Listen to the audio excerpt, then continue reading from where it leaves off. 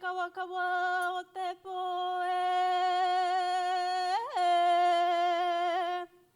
Ko te mātauranga, te matapihi o te rangi, whakaeke mai rā ngā kākohu o ngā whānau e.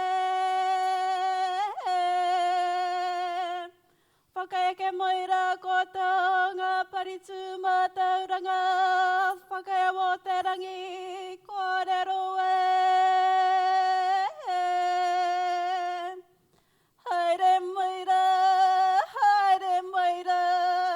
Ko te kūnanga ki pūrahura tēnei, a whakatau atu nei a we.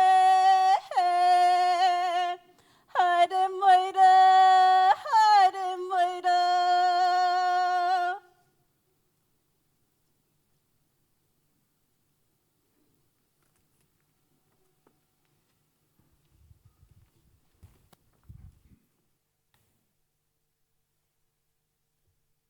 Thank you for the welcome.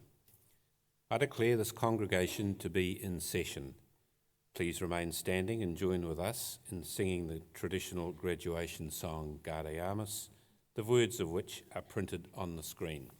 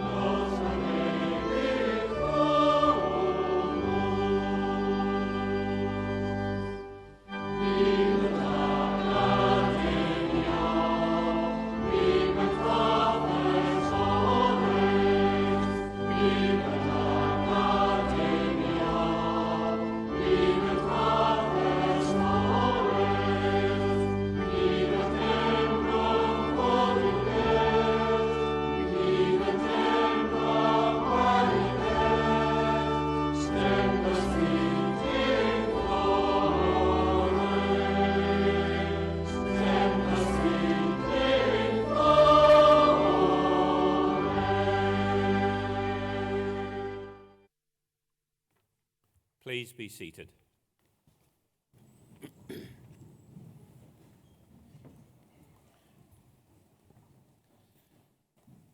Eina waka, eina mono whakahi, eina taiwha, tēnei koutou katoa.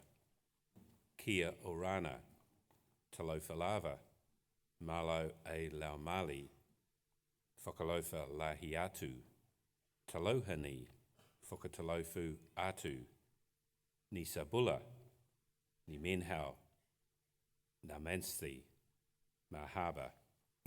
A very warm welcome to this, your ceremony. Welcome also to Massey University's Manawatū Graduation Week. The 6 ceremonies in Palmerston North this week are the second in the graduation season, which began in Auckland last month and will conclude in Wellington in a fortnight. Please make sure you make lots of noise when your loved ones cross the stage today. Remember, it's their day.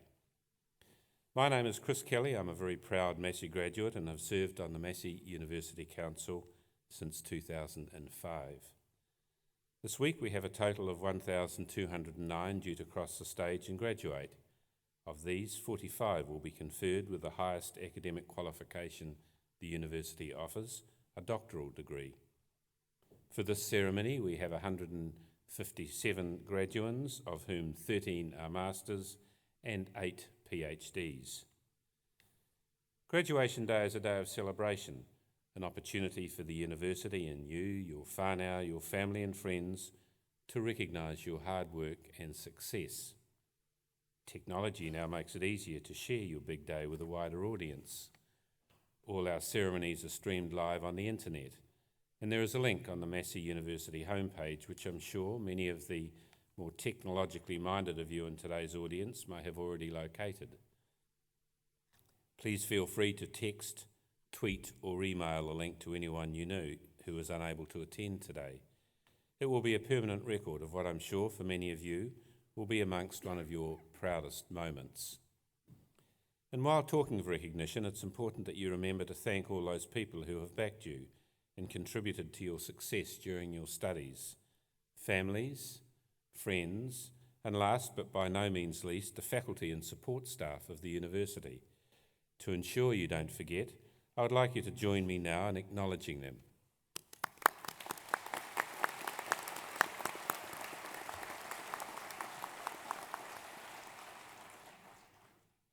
The ceremony we are about to go through today is traditional. It has its roots in graduation ceremonies developed some 800 years ago. The traditions such as the robes we wear, capping, the mace, the singing of Gare Amus and the awarding of honorary degrees to outstanding citizens link us to the strong heritage of universities. Universities are institutions of higher learning in which the teaching and learning environment is provided by academics actively involved in the creation of new knowledge through research and scholarship. You will graduate today as the beneficiary of a university education. As university graduates, you will be critical to the future social, economic and cultural development of your communities. As a graduate of Massey University, you will inherit the reputation of this highly regarded institution. The reputation of a university is built on the achievements of its past and current faculty and its past students. Evidence of the achievements of our faculty and alumni like Sir Richard Taylor, Kate Sylvester, Sir Graham Henry, to mention a few, is all around us. We pride ourselves on producing people who can put New Zealand on the global map for its innovation, creativity, research and teaching. And we celebrate all our can-do graduates who get out there and make a difference. It's this performance track that allows us to rightly claim to be the engine that will drive the new New Zealand.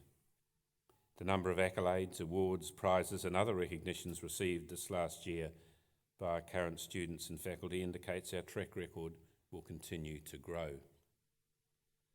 This university is a major New Zealand business with turnover of more than $400 million annually and a very significant employer in those regions in which it has a presence. The management is led by the Vice-Chancellor, equivalent to the Chief Executive Officer, and governance is the responsibility of the University Council, currently consisting of a mix of appointees, members elected by students, elected by staff, and our large alumni body of more than 130,000. You may be aware that the Minister of Tertiary Education plans to reduce the size of all university councils to a maximum of 12 members, on the grounds that this will result in a greater commercial focus and faster and better decision-making. In my view, however, a university is much more than just a business. For example, its prices are controlled by the government's fee-setting regulations. A university has social responsibilities to its students, to its staff, and to advance learning to society as a whole. Its range of stakeholders are much wider than a company's, and therefore demands a much wider representation at the governance level.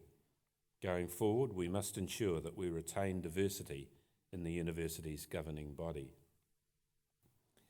It's important on these occasions to celebrate some of Massey's successes. We have a firm eye on the future and this year launched our updated strategy called Shaping the Nation and Taking the Best to the World.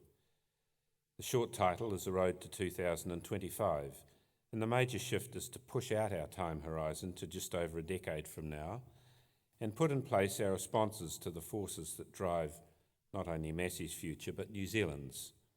Things like globalisation, technology-enabled learning, population diversity, partnerships with other organisations around the world, and of course the growth of our largest city, Auckland.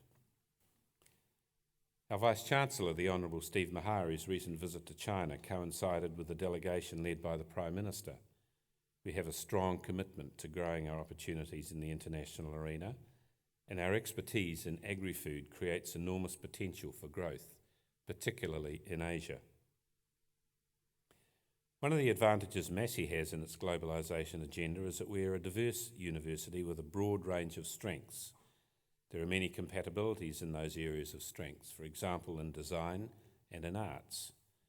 Agriculture, in which we are now ranked 19th in the world amongst all universities, an outstanding achievement, is underpinned by science and food production, which of course remains New Zealand's biggest business, and this in turn links with nutrition and health, both human and animal. Our diversity in campuses allowed some modes of learning to give students options that other providers are unable to offer. In Manawatū, our original and largest campus, we have several major construction projects underway. These include restoration and seismic strengthening of the Sir Geoffrey Perrin building, being part of the $58 million restoration and Haukawhitu relocation project, as well as a $75 million upgrade and expansion of the veterinary complex, which will allow us to graduate up to 40 additional veterinarians, one of our signature programs. We also have exciting plans for future development of the Food HQ Super Campus, in partnership with several neighbouring research organisations.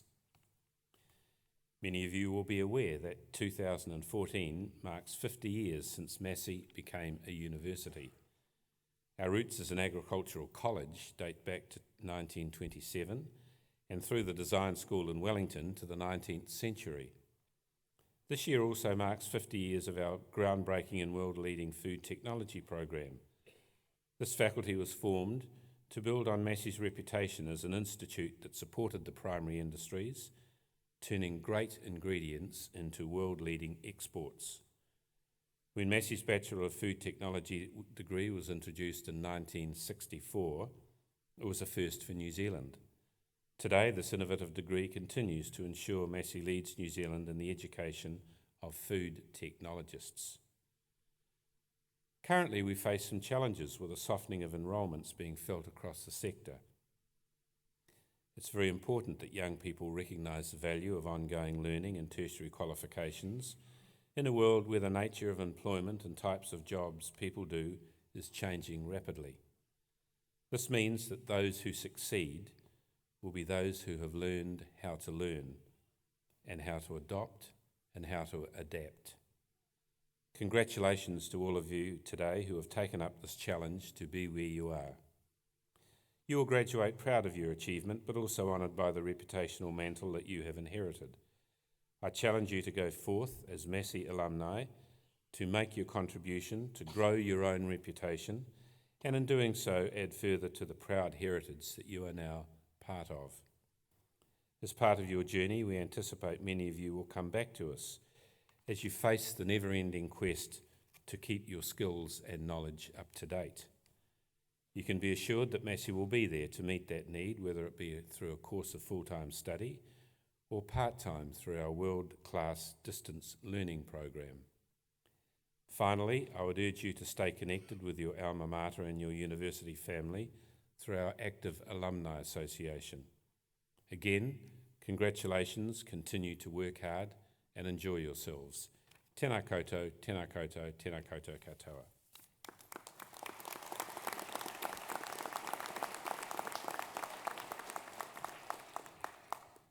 By the authority of the Council of Massey University, I, Christopher Kelly, Chancellor, will now award the certificates and diplomas and confer the degrees on those to be presented and on those in absentia. Chancellor, the Professor of Nursing and the Director of Health, Disability and Rehabilitation Studies will present to you graduates and recipients of certificates and diplomas in the Centre of Professional and Continuing Education in the College of Creative Arts and the College of Health.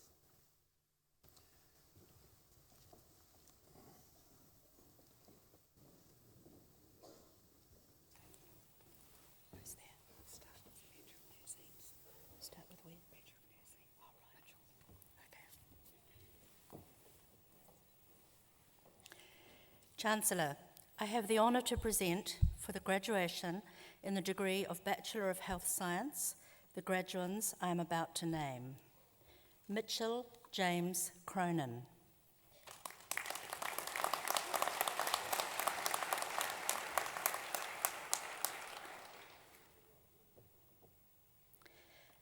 Lynette Cornelia Duvenhage.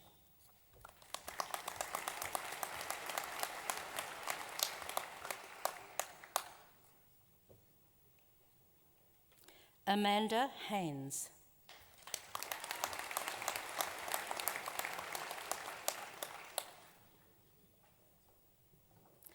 Rachel Carla Hamblin.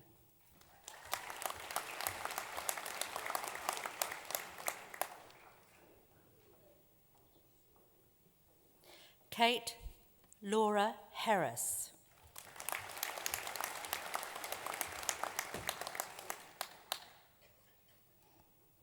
Sarah Ann Schumacher.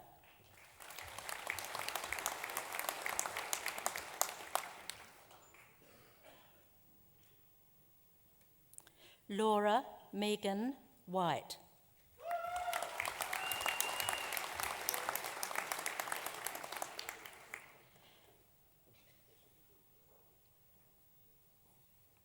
Chancellor, I have the honour to present for graduation in the degree of Bachelor of Medical Laboratory Science the graduands I am about to name. Johanna Christina Barry.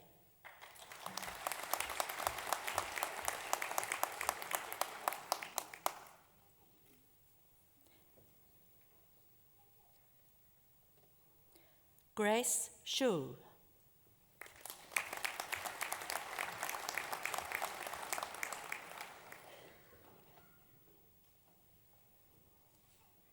Jin Sul Kim.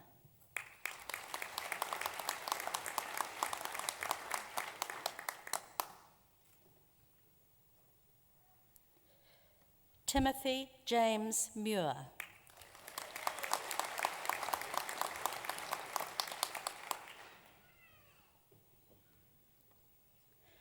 Songting Xiao.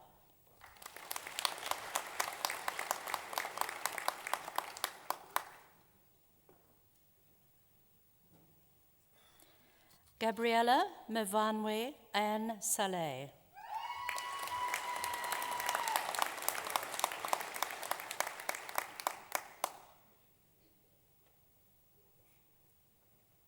Katie Helen Hamilton Sharp.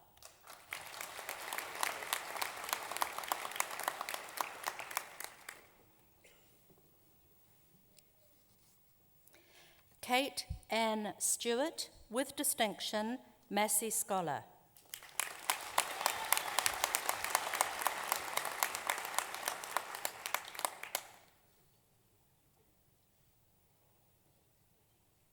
Laura Rochelle Truesdale.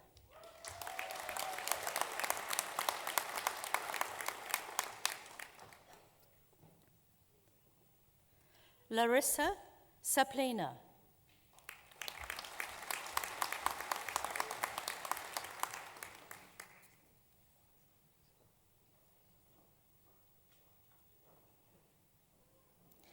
Savannah Celeste Young, with distinction, Massey Scholar.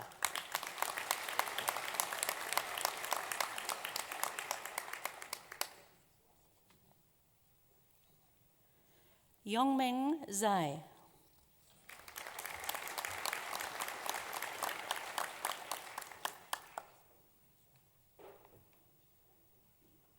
Chancellor, I have the honour to present for graduation in the degree of Bachelor of Nursing the graduands I am about to name. Sarah Rose Nikau Barber.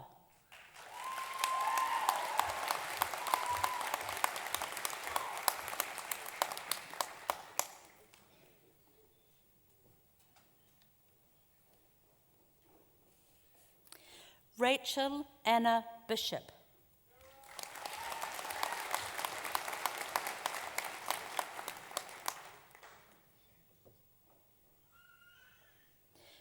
Megan Elizabeth Brownie.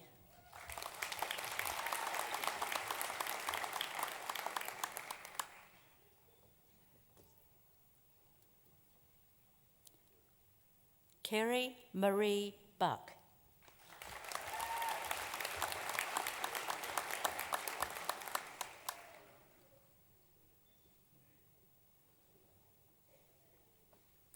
Leah Jean Cameron.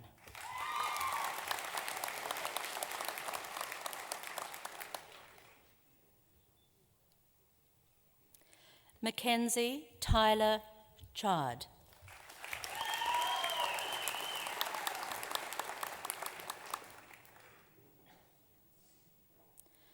Cherie Renee Demblon.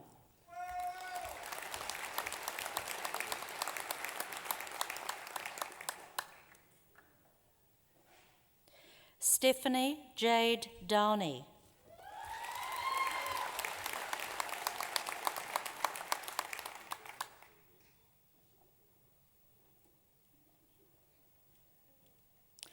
Hannah Christine Dykstra.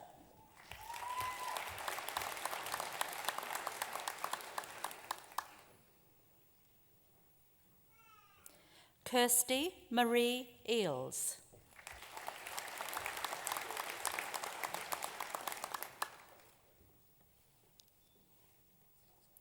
Alice Margaret Elgar.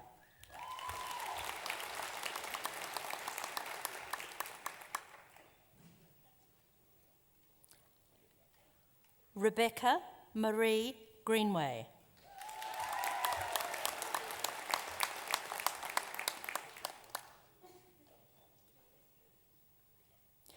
Carly Jacinta Marina Groot.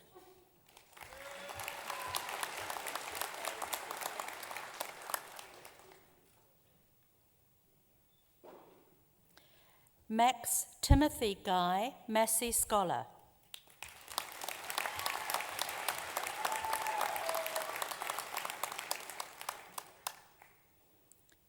Michelle Annette Harmon.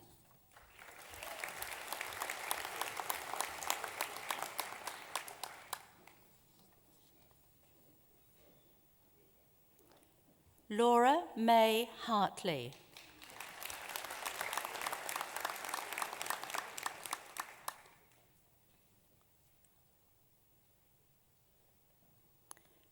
Gemma Prudence Havard.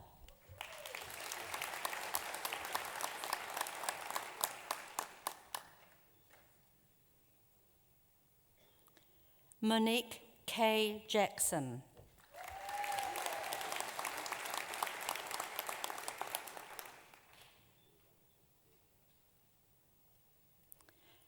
Alice Mary Kalin.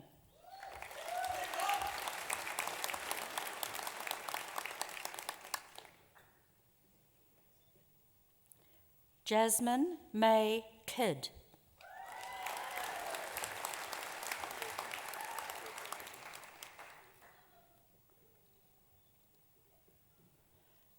Anu Korala.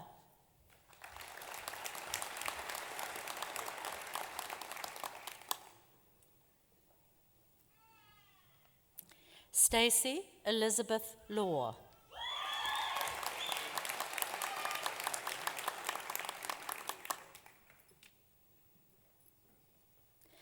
Georgia Lee MacDonald.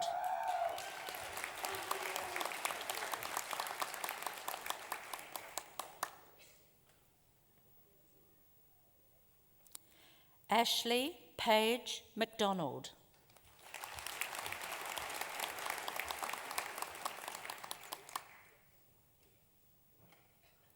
Jade Michelle Purdy.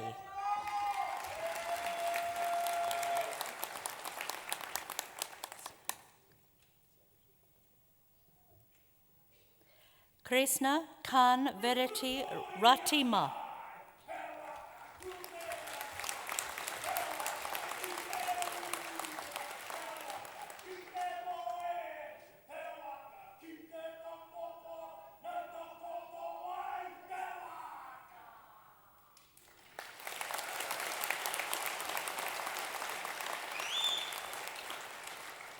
Julia Catherine Roach.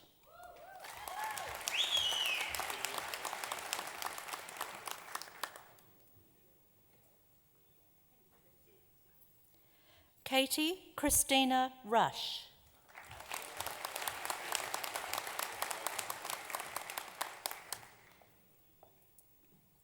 Sarah Joanne Scott.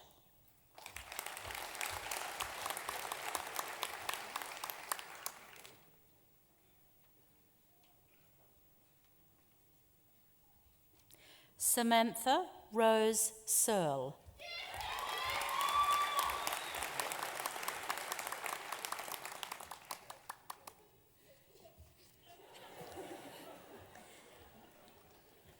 Tony Nicole Smith.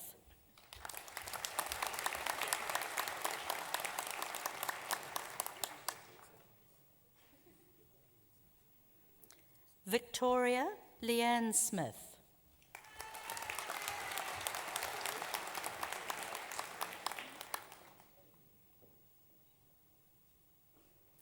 Claire Elise Tunnicliffe.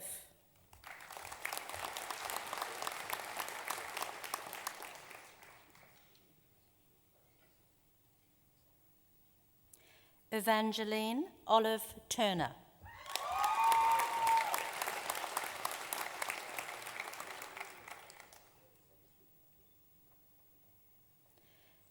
Bianca Mary Vitesse.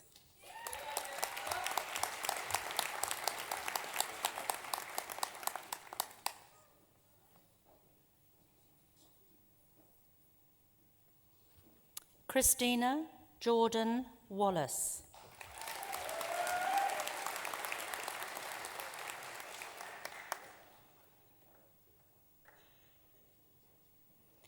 Sean Carmel Whelan.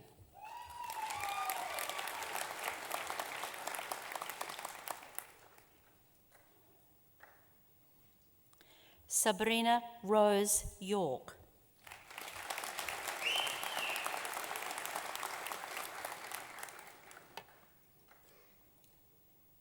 Thank you, Chancellor.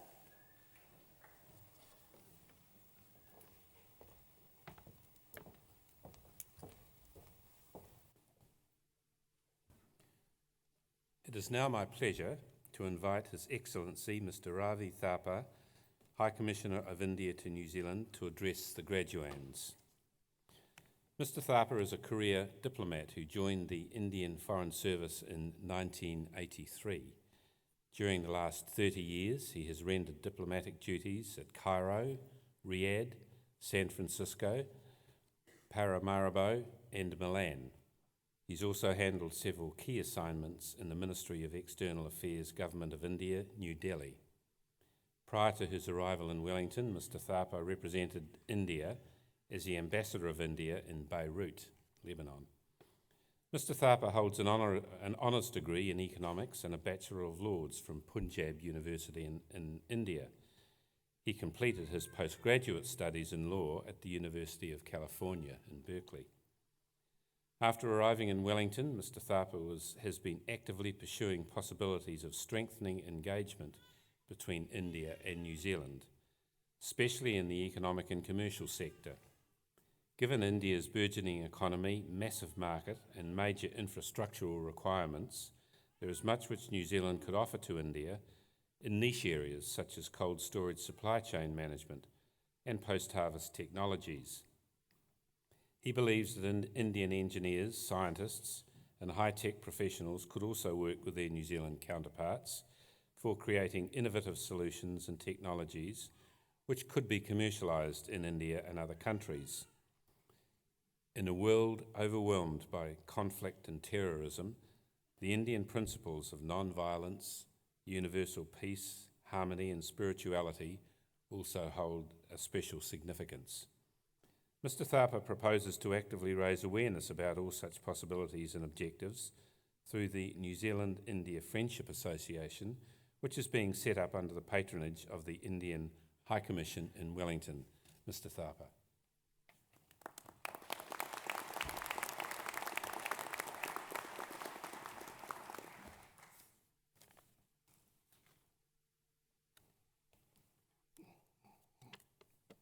Tēnā koutou, tēnā koutou, tēnā koutou katoa. Distinguished Chancellor of the Massey University, distinguished Pro-Chancellor, members of the University Council, Vice-Chancellor of the Massey University, officers and staff of the university, all the graduates, their families and friends, and very distinguished ladies and gentlemen.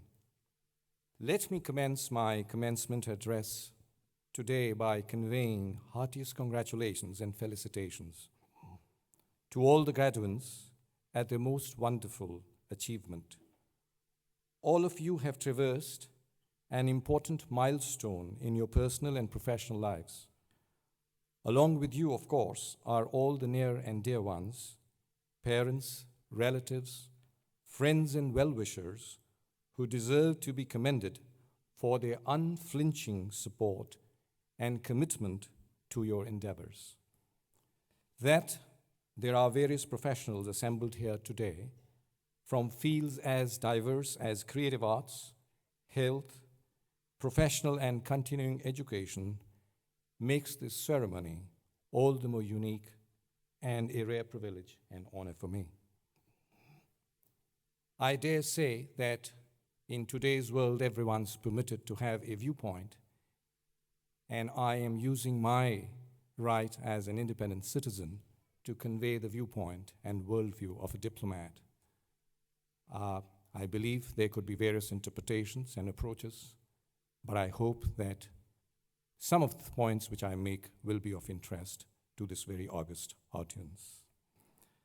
As I sit back and reflect over the times which the world has traversed since 1979, when I completed my undergrad studies from a college in India, I feel very satisfied and heartened. All of us have come a long way. Knowledge is no longer confined to expensive and large volumes of books tucked away in some distant libraries. Instead, boundless wisdom and information are instantly available on electronic media. Detailed and comprehensive information and even blogs containing reviews and comments on any product or service are just a smartphone away. Anybody who is capable, and even with modest means, can reach out to the entire international community through their YouTube or Facebook page. Many highly rated universities are beginning to develop online content and lessons. Partly, this is to save on resources and infrastructure, but largely, it is because it makes them more popular and accessible. The realm of knowledge has therefore not only become seamless, it has also extended into the public domain. This is a tremendous stride from the years when students had to struggle both physically and financially in order to acquire any formal educational qualification. Besides enabling wide-scale dissemination of information, digital communications also help in overcoming the geographical divide. Gone are the days when you had to wait patiently for telephone calls to be put through an operator and a telephone exchange. Instead, we are in constant and real-time contact with all our friends all over the world through applications such as WhatsApp, Viber, Skype, Facebook, Instagram, and of course, the good old SMS. The question of loneliness, even in the most distant and remote destinations, does not arise. Depending on the speed of data transmission, which keeps growing by leaps and bounds, smart cars, smart houses and offices, smart banking, smart shopping, smart usage of utilities, smart and tele-based medical treatment, cloud-based data storage facilities, and even cloud-based accounting software, which a New Zealand IT company has developed, could increasingly facilitate our future lives. On a similar note, impressive advances are being made every day in biotechnology, nanotechnology, pharmaceuticals and immunization, and other such disciplines. Medicine, while becoming more and more complex, has also become more predictable and successful in its remedies. Computer-aided designing offers a variety of reliable choices in manufacturing of products. Very recently, of course, we seem to have entered into an era when manufacturing of products will also be possible at home through 3D printing. There is much, therefore, that we seniors have reason to be proud of. Undeniably, we are leaving behind a rich legacy for our successors. However, as we have ascended to higher levels of skill and competence, there have also been some compromises. Based on the various resources and facilities which are now open for you, our succeeding generations, it is our expectation that you will address all problems with clarity, wisdom, and confidence. Let me therefore raise some issues which you, as the incoming torchbearers, might have to deal with at some point of your lives. The most complex, of course, are the developments pertaining to international peace and security. With all our wise planning, multilateral deliberations, and negotiations with different groups and blocs of countries, there are some very troublesome hotspots which continue to be on the boil. Syria, the Middle East crisis, Afghanistan, recent events in East Europe, kidnappings and other human rights violations in other parts of the world. These are some issues which prevail today. The scourge of terrorism, often state-sponsored, also continues to threaten innocent lives. There is widespread recognition of the need to curb weapons of mass destruction. However, many countries still continue to aggressively pursue aspirations for acquiring nuclear and other similar capabilities. What an irony! In order to pursue and ensure peace, we need to acquire more weapons and more armaments. Military power, rather than the cultural, moral, and spiritual achievements of a society, are now the touchstone for measuring the greatness of a nation. In recognition of these trends, some countries, including India, are strongly pressing for changes and reforms to be undertaken within the United Nations system. Here it would not be out of place to mention that just as it has become important for the world to review financial and economic matters from the perspective of the G20 rather than the G8, it is perhaps time overdue when the deliberations of the UN Security Council must now proceed within an expanded and reformed and a more democratic and representative body, rather than being limited to the preferences of the P5 powers. Similarly, the power of digital communications is reassuring and comforting. However, it can also be intrusive and violate our privacy, especially when the GPS eyes are turned on. Communities in different countries and in real time, through cable TV, smartphones, and the internet, identify themselves with like-minded groups of people in other countries. What we do and think in our respective countries can also impact on the thinking and future of people in other countries. It would be pertinent to recall here that it was this power of the social media and the internet which triggered off social and political transformations in the Arab Spring countries a few years ago. Some countries, therefore, perceive such digital communications as being a challenge to their domestic and sovereign processes. Again, knowledge in the public domain is more democratic. However, it also implies that your neighbor is more and better informed than you. Rather than just local, regional, or national standards, the evaluative benchmarks and standards today are international in their outreach and content. The world today is much more aware than earlier times. It is not surprising, therefore, that jobs and employment opportunities should become extremely demanding and competitive. In order to optimize quality and reduce costs, multinationals often resort to hiring of foreign workers with proven expertise in special areas.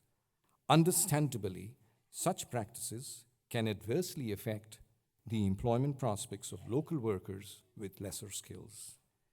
With the advent of e-commerce, the traditional model of doing business acquiring knowledge or assessing social and political developments is also undergoing rapid changes. Rather than conventional pressure groups and communities, Facebook communities now also influence the outcome of various marketing and commercial exercises and even political debates. Being good is not good enough. It is excellence, and excellence only at an international scale, which has now become the benchmark.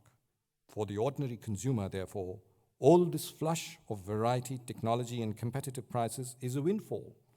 But for the traditional small and medium-scale enterprises and businesses, it is time for serious review and remodeling, as they are not programmed for matching the economic and technological might of global multinationals. I have highlighted only some of the issues which we face today, with the world becoming more and more global and internationalized. There are others, such as the vagaries of the international financial market, online trading scams, relevance of electronic currency such as bitcoins, hacking of bank accounts, climate change, major depletion of natural resources, including freshwater supplies in some countries, food security, energy security, natural calamities, earthquakes and tsunamis, virulent and infectious diseases, which are some of the other aspects which will need careful attention by you, our succeeding generations. You might, of course, ask as to how these issues pertain to you. You all have your respective careers to pursue. Why should one bother about these developments? Well, as we discussed, and as I have been saying, we now live in a predominantly globalized society. Even if one is in distant New Zealand, these seemingly abstract issues could snowball and at some point start affecting your lives. As a recent study by the applied mathematician Dr. Safa Motesharai of the US National Science Foundation, based on a human and natural dynamical handy model reports. This report is about the ending of the human civilization, and you can Google it. It says that our global industrial civilization could actually collapse in the coming decades due to unsustainable resource exploitation and unequal wealth distribution. And in his study, he mentions about key factors which might determine this collapse. And they are population, climate, water, agriculture, and, of course, energy. According to Motesharai, the elites in a society consume too much, resulting in deprivation among the commoners. And this eventually leads to the collapse of a society. Well, I'm not going to go into the merits of capitalism versus socialism, but it must be conceded that even though the study is essentially theoretical and has not been supported with empirical evidence, it's not possible, the point nevertheless is well taken. Presuming that these problems do prevail and ultimately also impact on us, what therefore is the solution? Unfortunately, there is no easy and quick one. However, some basic aspects which we seniors seem to have missed out on could possibly be considered by you who are taking over. If we do analyze carefully, we would discover that all of us seem to be on a big, wild race for acquiring more power, more distinction, more brand, more presence. These aspirations are not just limited to political leaders and statesmen, but they are equally rampant and prevalent among businessmen, professionals, multinationals, and other stakeholders and entities. There seems to be no limit to which these instincts can be pursued. On the other hand, at every step of history, nature has intervened to prove that all that we may do or achieve is finite in its lifespan. Is there therefore any point in letting insatiable appetites for economic, political, and other kinds of supremacy overwhelm us? As I mentioned earlier, in a very globalized world, the smallest of nations and human assemblies expect all rights to be granted to them. Having evolved to this stage of civilization, it is only necessary that we should learn to become more tolerant of the needs and requirements of other people, irrespective of which community or nation they might belong to. The ability to coexist and respect others, which seems to have got blunted off in recent years, will need to be revived.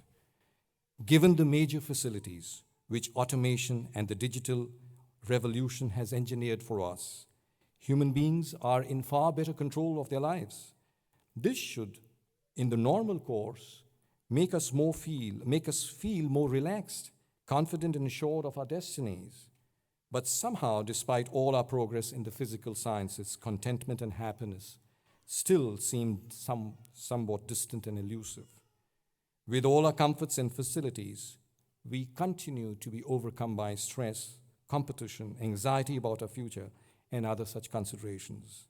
As the world becomes more informed, educated, and competitive, these stress levels are bound to get further aggravated. A little focus on such aspects would therefore be also relevant. To begin with, I feel that we must all be ready to hit the pause button every now and then. In a highly competitive world, the pressures of high performance and our personal ambitions are understandable. Emails and smartphones are useful, but they can also be addictive. Rather than losing ourselves in the virtual world, it would do a lot of good if we could simply detach ourselves from our compelling routines and immerse ourselves, for some time at least, in our respective hobbies and creative pursuits. Be they painting, music, writing, photography, gardening, etc. Again, as life can be miserable without good health, some form of sports, yoga, or introspective meditation would be of immense physical benefit and also help in sublimating our positive energies and calming our minds' innermost processes. Some of you, of course, might find better solace in charity, voluntary work, NGO activities, etc. At the end of the day, all of us have one principal goal in life: to maximize and sustain our moments of happiness. However, happiness is an internal act of consciousness. It's not for sale in a designer store or supermarket or at a luxury resort. Until date, all of us have been struggling and perhaps are still struggling only to give ourselves more happiness. Well, what about icons like Mother Teresa, who dedicated her entire life and existence to serving others and making others happy? Graduating from the university is a very proud and significant occasion. Now that we have proved ourselves by acquiring better academic and professional qualifications, perhaps we could also train ourselves to be a little more sensitive to the needs and aspirations of those who are deprived and not as fortunate as us. Allow me, therefore, here to refer to the deeper meaning of democracy as defined by Mahatma Gandhi, who said, and I quote, "Democracy must, in a sense, therefore, mean the art and science of mobilizing the entire physical, economic, and spiritual resources of all the various sections of the people in the service of the common good of all." Similarly, commenting on power, Mahatma Gandhi said, "Power is of two kinds. One is obtained by the fear of punishment, and the other by acts of love. Power based on love is 1,000 times more effective and permanent than the one derived from fear of punishment." My dear young friends, as you step out into the big, wide world out there, all the heady excitement, joys, and challenges of life await you. We trust that you will make the right choices. We hand over the baton to you with full confidence and faith that you will do us proud and take humanity to even higher thresholds. Once again, congratulations and all the very best in your future endeavors and initiatives. Thank you.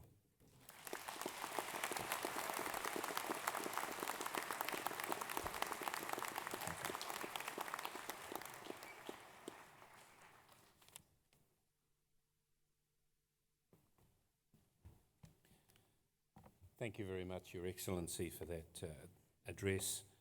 Among other things, a timely reminder that new information technology is, almost daily, changing the way we communicate and operate. We will now proceed with the conferment of degrees and the award of university diplomas and certificates.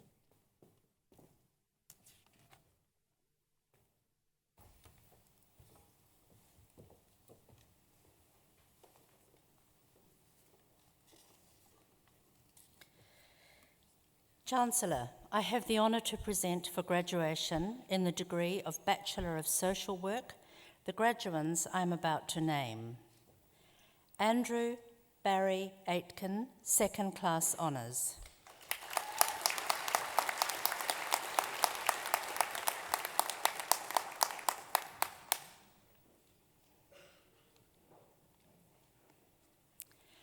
Hortili Asi.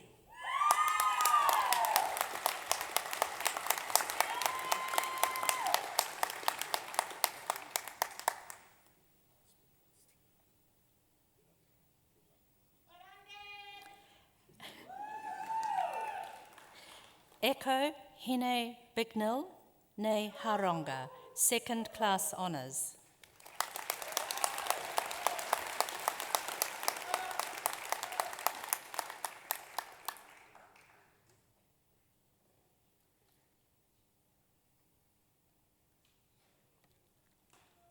Rebecca Marie Conway, Second Class Honours.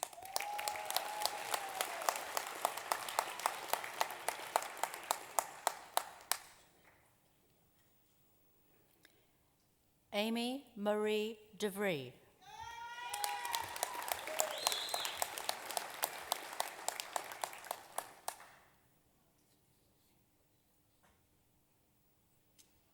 Moana Lee Everton, Second Class Honours.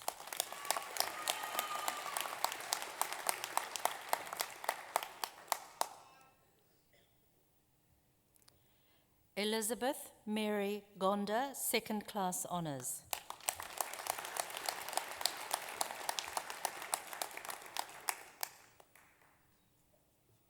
Hannah Rose Keller, Second Class Honours.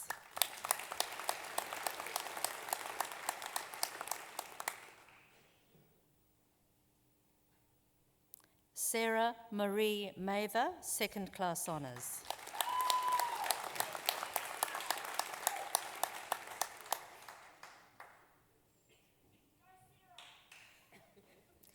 Anna Emily K. Osborne.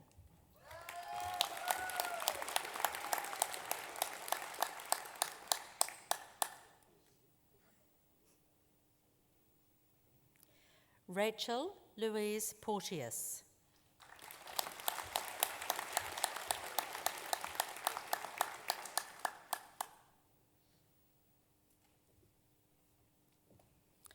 Marie Severinson, Second Class Honours.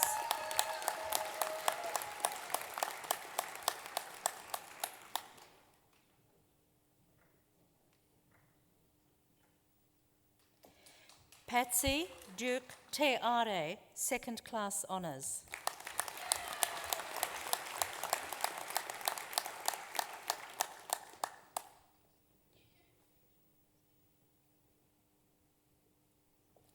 Sian Marie Wright, Second Class Honours.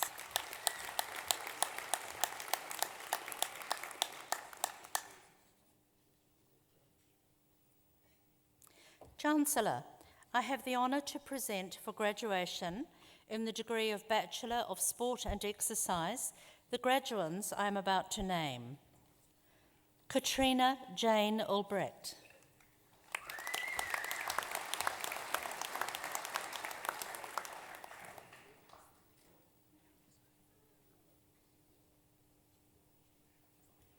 Suzanne Emma Barlow.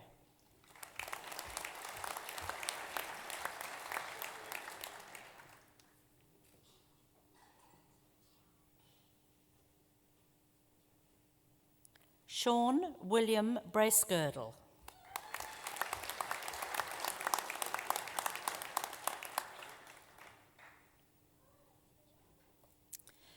Kate Ellen Broadmoor.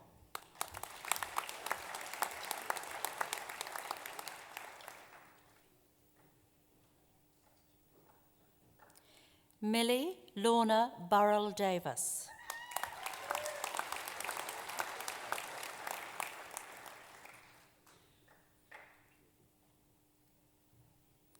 Aidan Norpura Carr.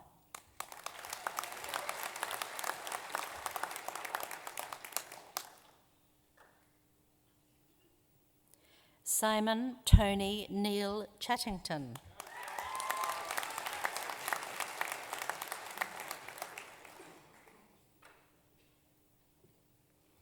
Deborah Elizabeth Shonuki.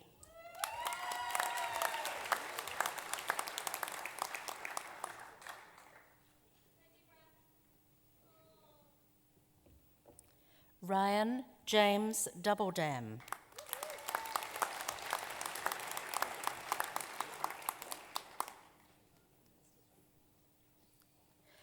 Daniel Blair Aronui Fake.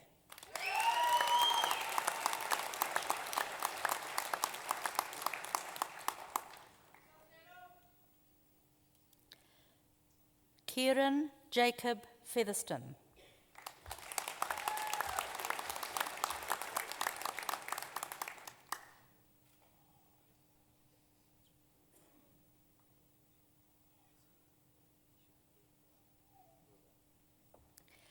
Christopher James Morris Garlick.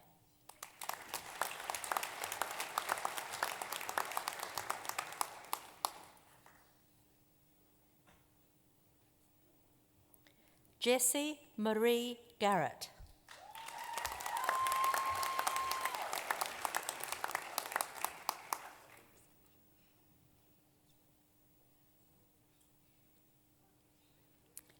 L. Margaret Henderson.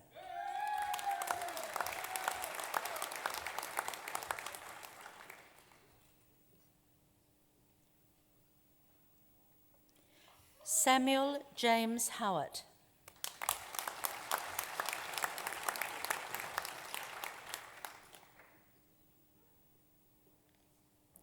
Robert Hutchinson.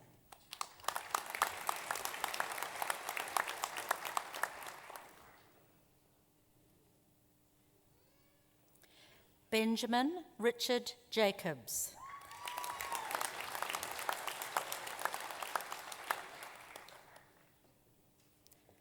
Claire Elizabeth Johnson.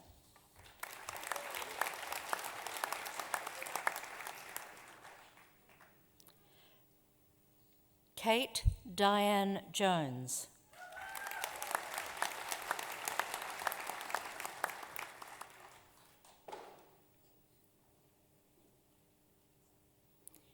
Matthew William Jones.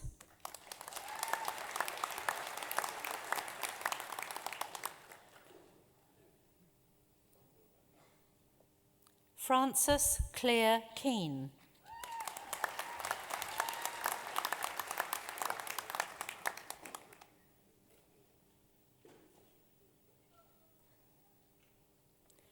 Jerome Anthony Liu.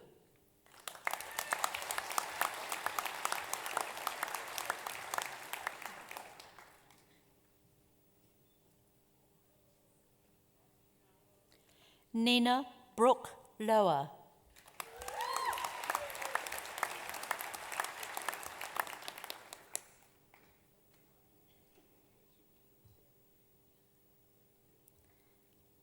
Joshua Scott Lowell.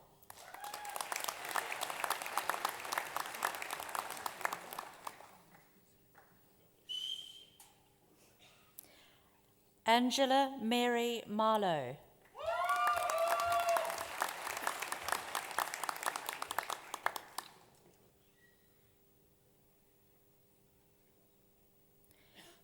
Abraham Kirk McPherson.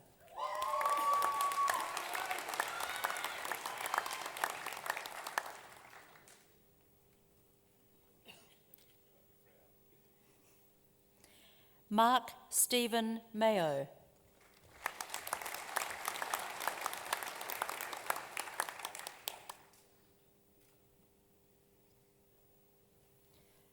Michael Gordon Shaw Morrison.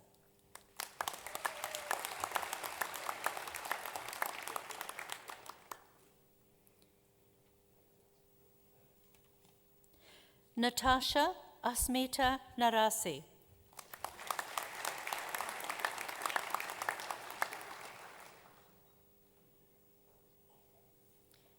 Karen Ann Nichols.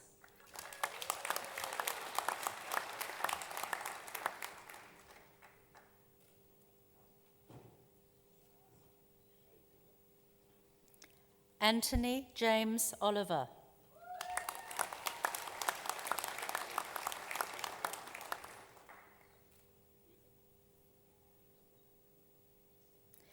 Jessica Cherie Perry.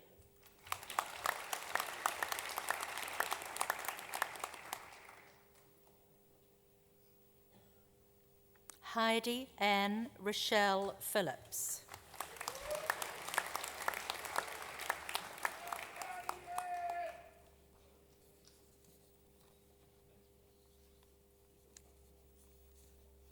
Andrew Charles Porteous.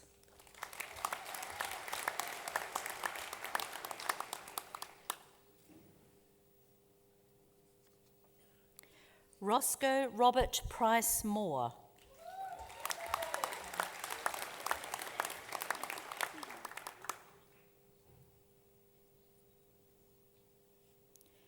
Braden John Prideaux, Massey Scholar.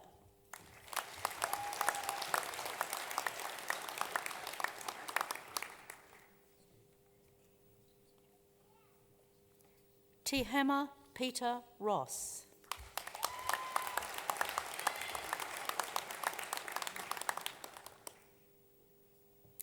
Cameron Robert Sinclair.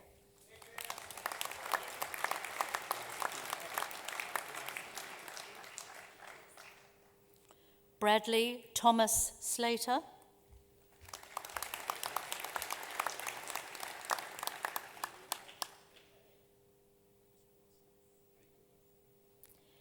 Ben Thomas Slavin.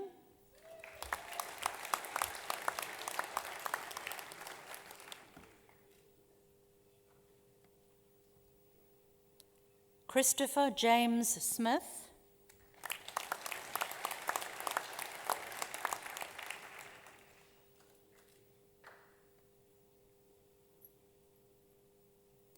John Makatui Talamavayo.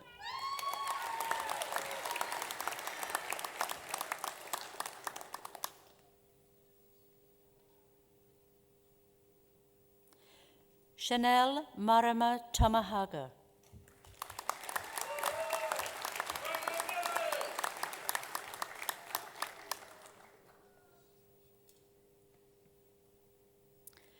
Carl Thomas Thompson.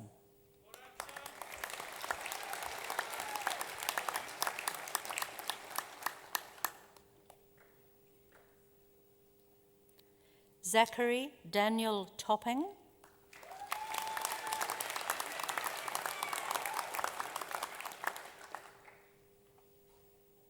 Kirk Mike Sanili Tufuga Piopa.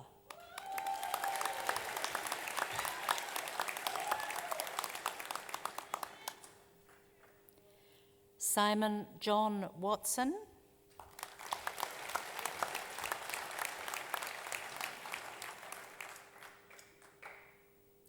Nicole Elizabeth Watts.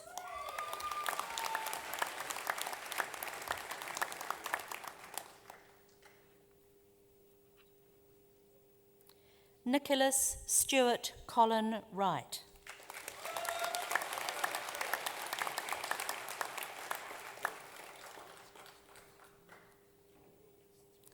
Thank you, Chancellor.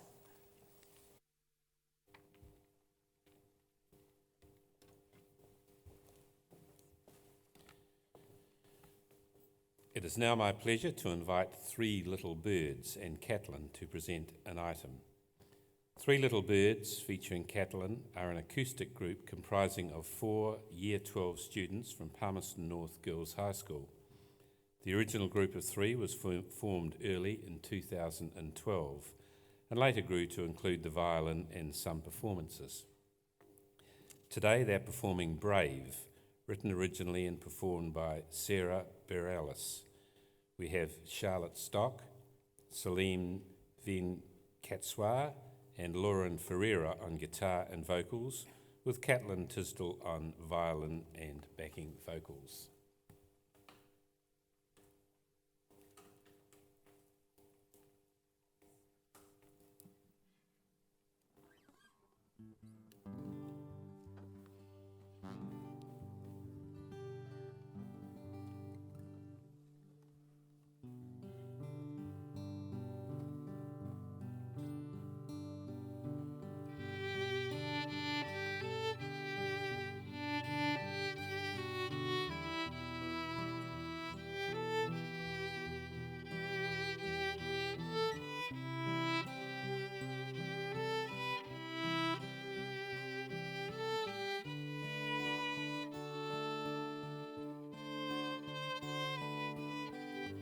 You can be amazing, you can turn a phrase into a weapon or a drug. You can be the outcast or be the backlash of somebody's lack of love. Or you can start speaking up. Nothing's gonna hurt you the way the words do when they settle make your skin. Kept on the inside with no sunlight, sometimes a shadow. What would happen if you say what you wanna say and let the words fall out? Honestly, I wanna see you be brave with what you wanna say and let the words fall out.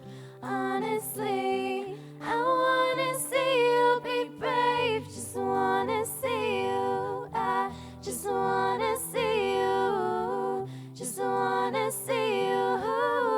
I wanna see you be brave, just wanna see you. I just wanna see you, just wanna see you. I wanna see you be brave. Everybody's been there, everybody's been stared down by the enemy, fallen for the fear and done some disappearing. Bow down to the mighty. Don't run. Stop holding your tongue. Maybe there's a way out of this cage where you live. Maybe one of these days you can let the light in.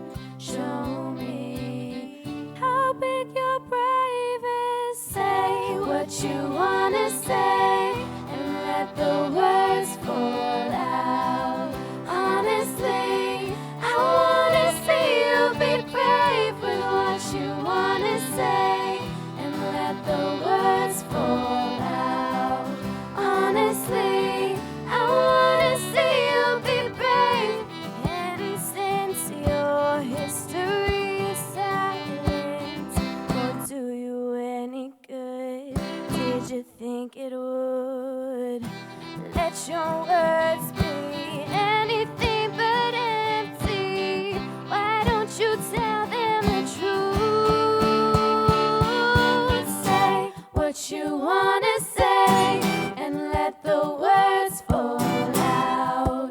Honestly, I wanna see you be brave with what you wanna say and let the words fall out. Honestly, I wanna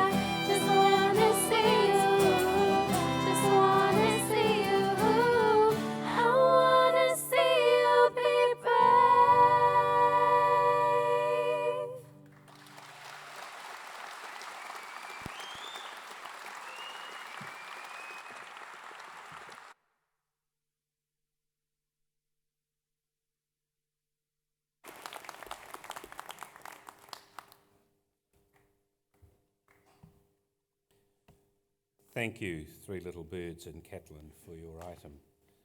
We will now proceed with the conferment of degrees and the award of university certificates and diplomas.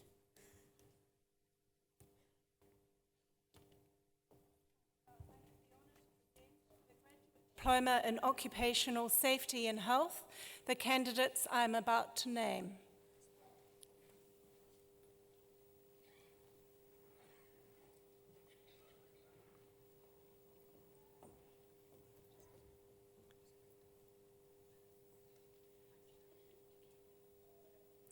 Sarah Elizabeth Clark with distinction.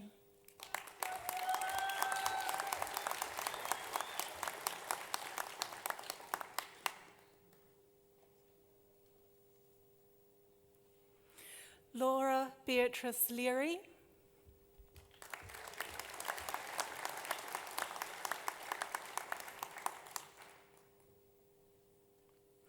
Maura Patricia Long.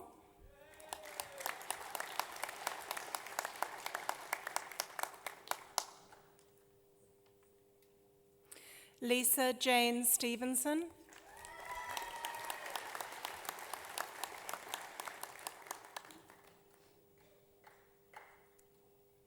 Chancellor, I have the honour to present for the Postgraduate Diploma in Public Health the candidate I'm about to name, Karen Louise Howard, with distinction.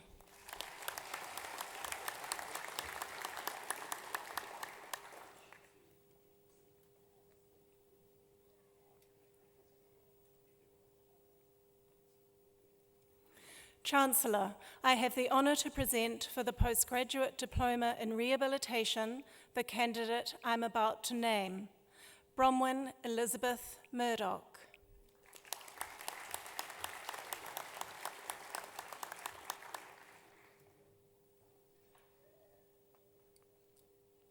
Chancellor, I have the honour to present for the Postgraduate Diploma in Social Services Supervision the candidates I'm about to name, Diane Margaret Milne,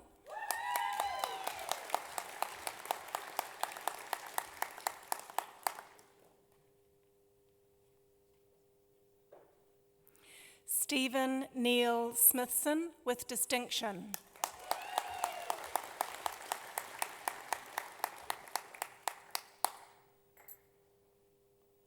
Sarah Ruth Vailua with merit.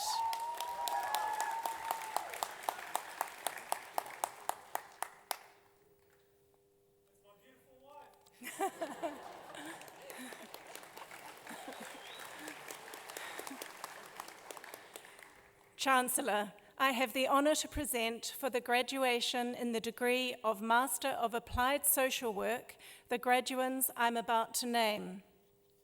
Fiona Lorraine Anderson, second class honours.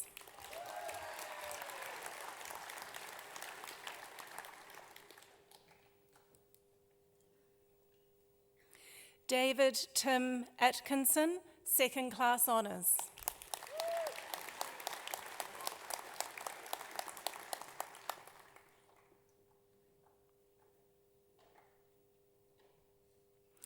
Lisa Jane Glynn, first class honours.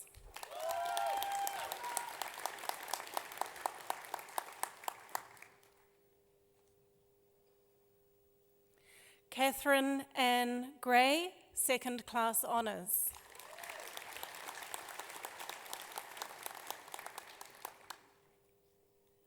Philippa Bronwyn Thompson, first class honours.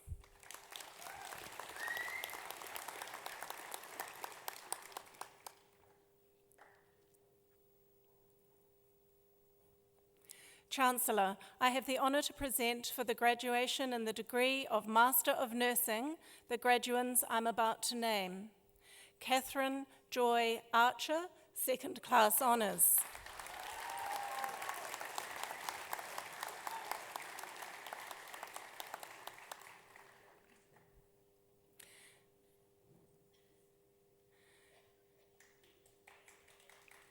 Sharon Ann Flynn, with merit.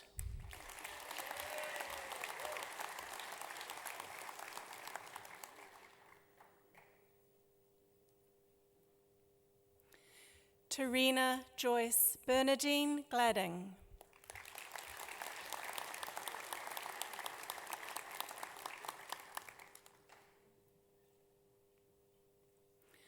Laurie Lee Jane Johnson, Nee Douglas.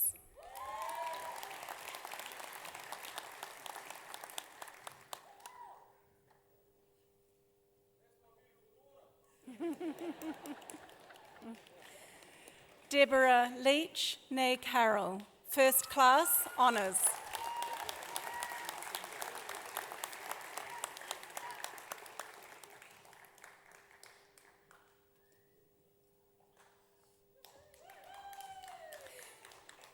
Amy Sue McGregor, First Class Honours.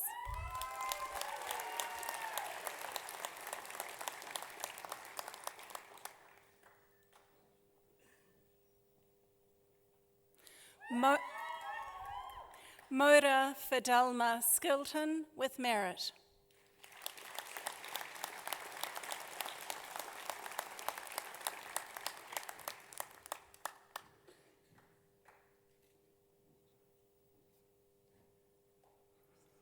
Chancellor, the degrees are also conferred and the certificates and diplomas are also awarded to those who are in absentia. Thank you, Chancellor.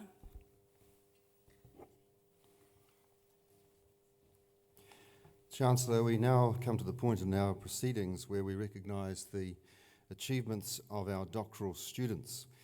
You mentioned earlier that this is our 50th year as a university, a proud heritage year for Massey University. So I should note that 2,475 doctoral students have preceded you across this and other stages. You're joining a growing and impressive alumni. We will watch your progress with interest and we ask you to stay in touch with your university. Chancellor, I have the honour to present for graduation the degree of Doctor of Philosophy the graduands I am about to name. Jane Adair Brocklebank Mullaney, Doctoral Scholar.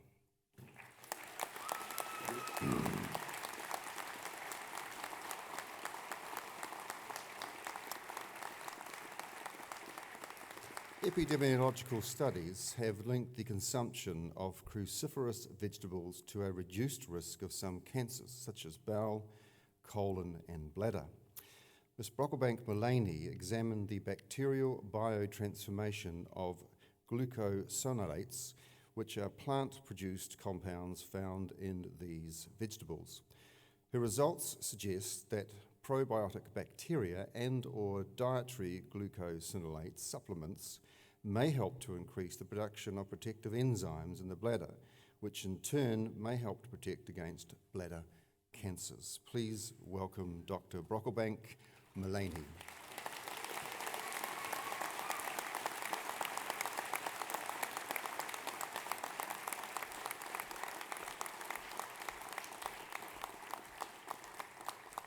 Peter Burge Rurakiri Hond.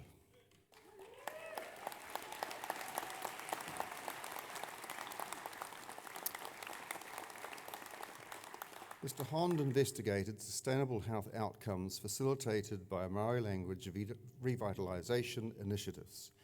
He proposed using the term speaker community to identify social groups who actively manage domains of language immersion as the enactment of their secure cultural identity. The formation of such groups is critical for achieving success in language revitalisation and supporting the fulfilment and self-determination notions of well-being. Please welcome Dr. Hond.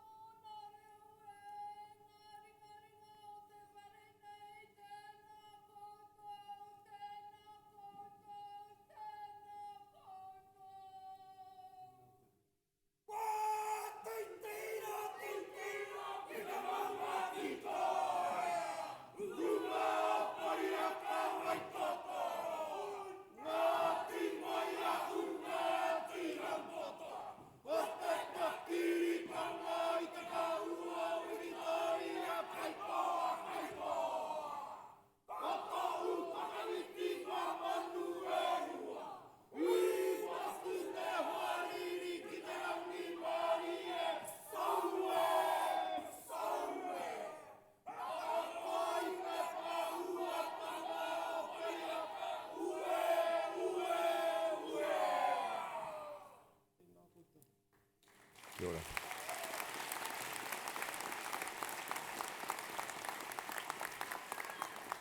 Nofisa binti Mudno.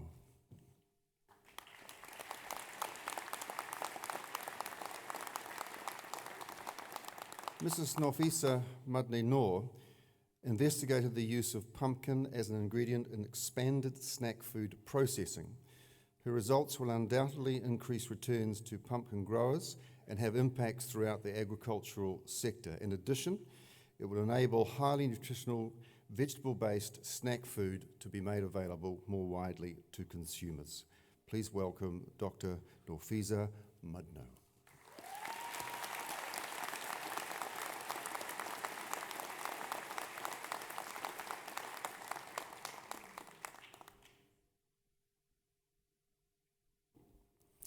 Akushla Deanne O'Carroll.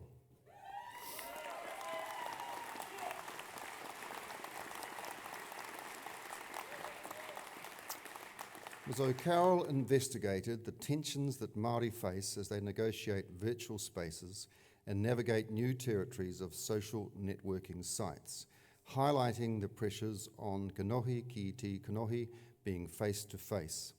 The study examines issues that Māoridom must grapple with in order to guide the social network usage in cultural contexts that consider kanohi ki te kanohi values and the value of marae, or places of gathering. Dr. O'Carroll.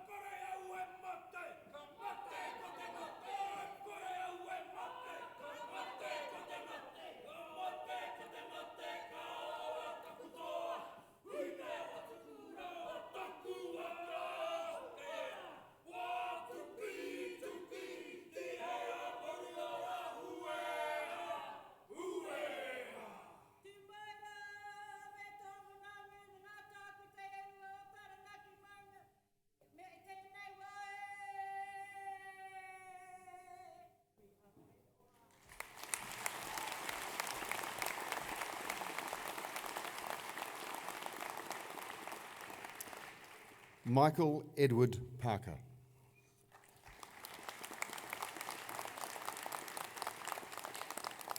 Mr. Parker used formal food engineering analysis to optimise the manufacturing process of a commercial beef stock. He developed mathematical models for extraction and concentration processes. Mr. Parker demonstrated that making simple modifications to the manufacturing process and plant design increased production volume and improved product quality. Dr. Parker.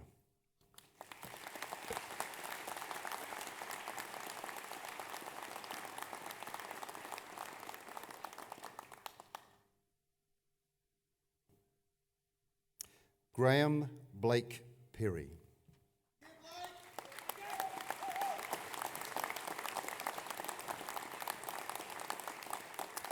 Mr. Perry investigated how blood-brain flow is influenced by blood pressure and found that changes in flow occurred concurrently with changes in blood pressure.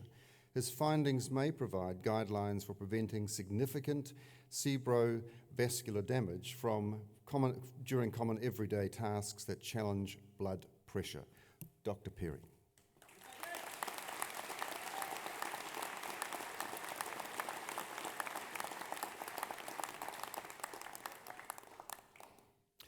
Benjamin Thomas Somerton.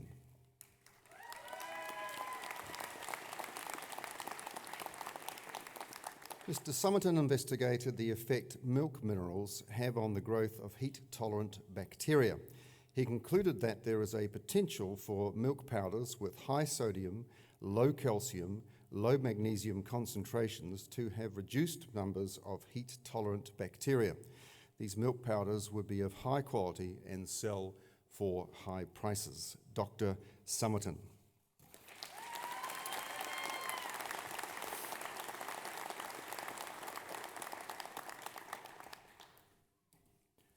Stacey Caroline Wilson.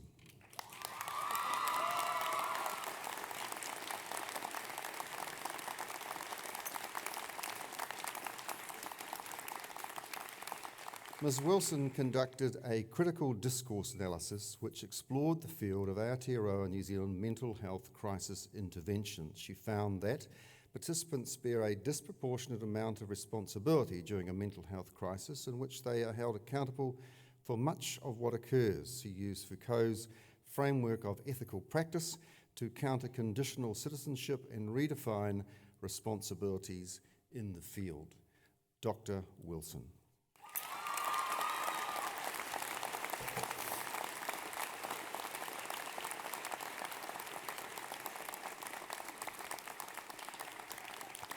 Thank you, Chancellor.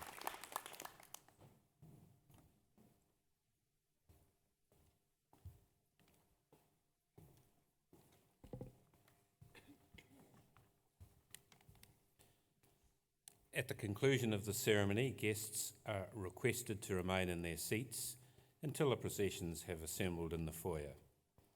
I declare this congregation to be adjourned.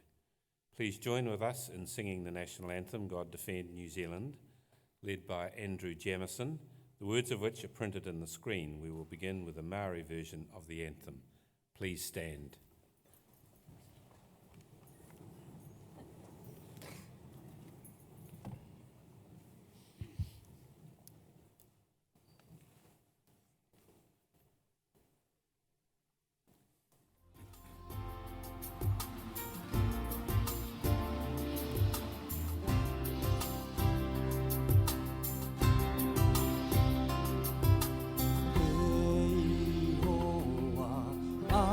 Tua o ngā iwi mātura a ta whakarongo nā me aroha noa ki a hua ko te pai ki a tauto a ta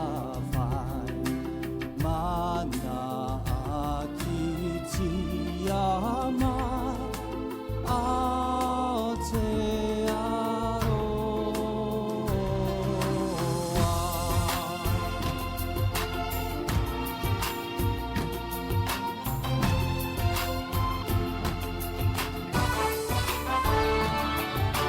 God of nations at thy feet, in the bonds of love we meet. Hear our voices, we entreat. God defend our free land.